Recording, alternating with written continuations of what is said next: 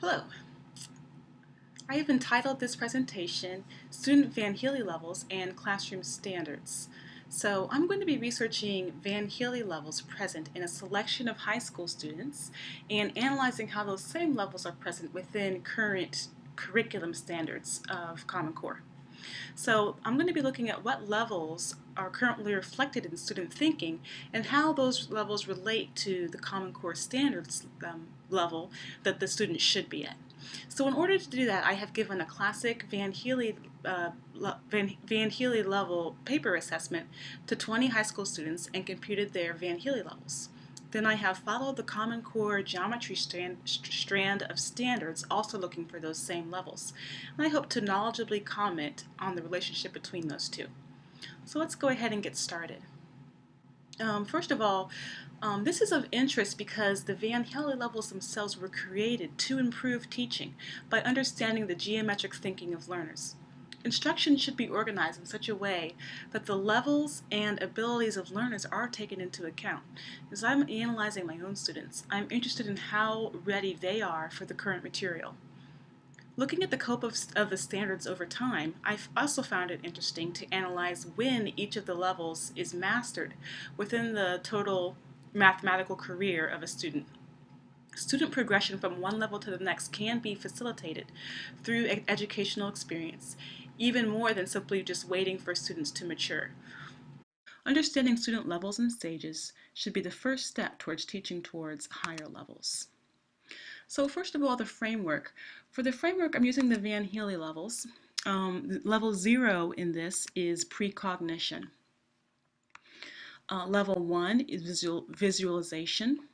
Level 2, analysis. Level 3 is abstraction. Level 4, deduction. Level 5 is rigor. And they were originally numbered from 0 to 4, but the more current numbering is from 0 to 5, adding a precognition level. What's interesting about these levels are some of the properties that we're using. First of all, they are considered to be in a fixed sequence. So a student cannot be at a Van Hiele level N without first having gone through levels N through 1.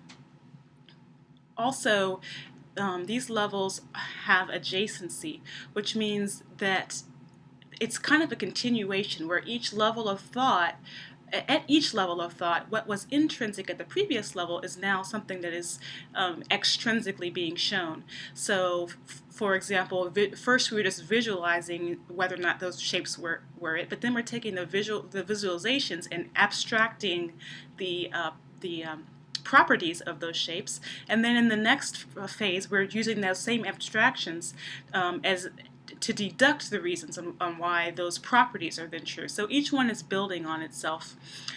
There's also distinction between the levels where each level has its own linguistic symbols and its own network of relationships connecting those symbols. Also, there's a separation between the levels where if two people are reasoning at different levels, they're not going to be able to understand each other. So there's a relationship here between the levels and the Common Core standards. I found that the precognition level is mostly used in kindergarten, visualization in grades 1 and 2. Analysis happens in 3rd grade through middle school. It's the focus of your time in school there. And then abstraction is happening in high school, and with some deduction also being hit on in high school.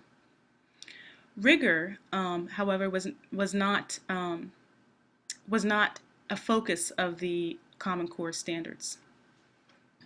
In order to judge the Van Hiele levels among students, the 20 people who took this assessment were in fact volunteers, and they were asked to take this test on paper during a period of the school day when they are allowed to personalize their learning tasks. All the students followed a standard procedure, having the directions read out loud, using the same answer sheet, and not having any questions answered by the assessor during the test. This test was originally created. This is created by Van Hiele, and it's copyrighted in 1980. The assessment consists of 25 multiple choice questions, and the questions break down into groups of 5 questions per each level, and the levels increase then from 1 to 5. I used the scoring system that was outlined in Uskin's paper. He gives two different methods, and I chose the one where I'm counting 3 out of 5 at any level as passing. Then at each level, point values were also assigned to passing at each level. So the point values being 1, 2, 4, 8, 16, corresponding to levels 1, 2, 3, 4, and 5. So each student was assigned a point value as well as a level. And the level that they were assigned at the end of the test, I would only assign that level if the student had passed all the levels also below the current one. As far as methods, it's also important to note the context that this was assessed in, which happened at Research Triangle High School. Research Triangle High School is a globally competitive STEM school that prepares students for college completion and educates them in the kinds of careers that they could have in the Research Triangle Park area. Currently, the school is focused on personalized learning through the use of an online platform that allows students to self-pace through the content. At RTHS, Math 1, Math 2, and Math 3 are taught according to the North Carolina Math 1, 2, 3 standards, which align with the Common Core standards, which are the framework for this paper. Each course of state standards then is like a subset of the common national standards, and the differences between the state and national standards are not the focus of this paper. So some of the results. First of all, just a little bit of data about the students that took the assessment. They aged from 14 to 18. There were 12 ninth graders, 3 10th graders, 2 11th graders, and 3 12th graders. So that means that most of the students who took this were in Math 2, which I teach. There was 1 Math 3 student who took it, and then 5 students in 4th level math classes, one of which I also teach. The bar chart summarizes the level of each student's scoring. So it's interesting to note that the data divides in half, so that half of the students scored a 3 or higher, and half of them scored a 2 or below. So if we cut it off, we can see that 70% scored a 2 or above. So these are the ones who got a 2 or above. 3 is the level expected for high schoolers, and so here's 70% of the data. 85% scored a 3 or below. Alright, so it was interesting to note that only one person got a 0, and that happened to be a 12th grader, and only one person got a 5, that happened to be a 9th grader. The highest score was an 88, so no one got a perfect percentage. I found it interesting to look at some of the common mistakes at each level. For number one, for the visualization area, one of the most common things was identifying the rectangle as a square and not noticing the vertically positioned parallelogram was in fact a parallelogram. In the analyzation area level, students were confused about opposite angles being congruent in parallelograms and in kites. In the abstraction area, some students didn't identify the square as a rectangle.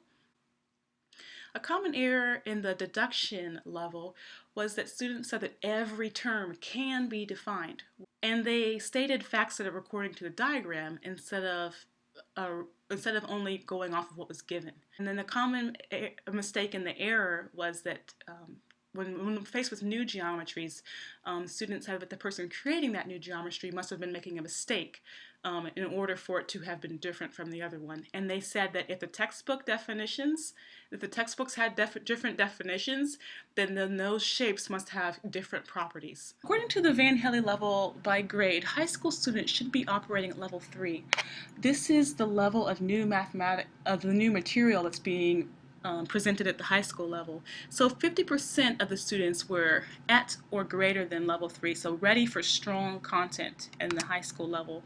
And then 20% were at level 2, which was just one below. So they're probably ready, but might need a little bit of review, a little bit of remediation. There was 30% who were at levels 0 and 1, so they might not be ready for the material at the high school level. Whereas there's 15% who were at levels 4 and 5, and so the things at level 3 might not be might not be pushing them to their highest ability. It was interesting to note that students are not expected to master all levels. Even at a college level, the only people who are really reaching all 5 levels are those who are taking high-level math classes in college. So we are the only ones who are reaching level 5. The standards are not necessarily built to reflect the Van Healy level. So the language and focus of the standards did not specifically correlate to visualization, analyzation, abstraction, but those levels were very easily applied. And most students, I think, were on track. So close to the level of expected high school students. So that means that these students are ready for current material about proofs.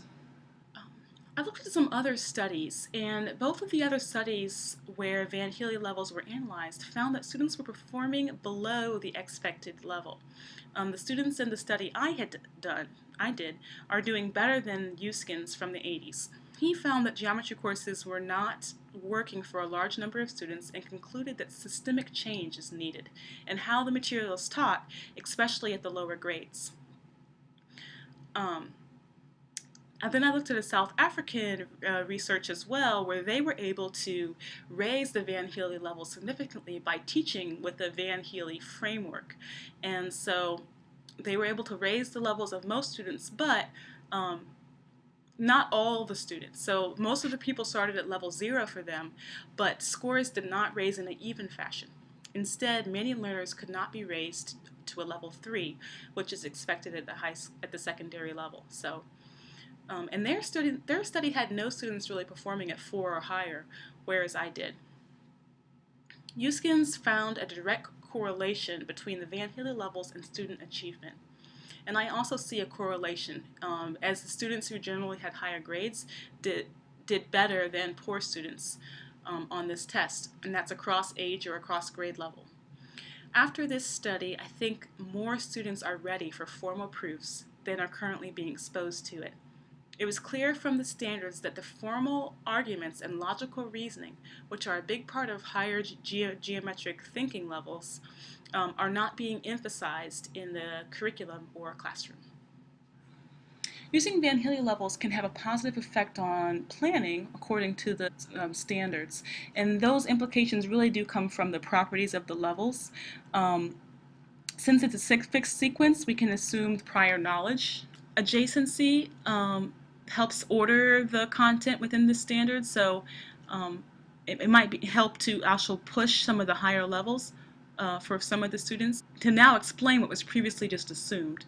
Distinction, clearly, since the concepts are building on each other, I think it's easy for us to forget that the new symbols and relationships at each level do have to be purposefully taught, that mathematics is a language. And then separation, I think that's one of the reasons it's so helpful to have students explain to each other, because they are on their own level. But it's always fun to find ways to reword things at a different understanding level to help reach students. So my recommendations, I would say that proof is not a focus of the curriculum. We can make an improvement in that. A higher percentage of students are ready to do formal proof earlier in high school experience. Most of the students who took this were 9th graders. I'd say that logic is a unit that's missing from the standards, and that would teach students the symbols and language that's needed for the next level, level 4 of geometric thinking. Also, we can tell proof is not an emphasis of the Common Core standards because little content is done at levels 4 and none at level 5. Students could be introduced to non-Euclidean geometry more in high school.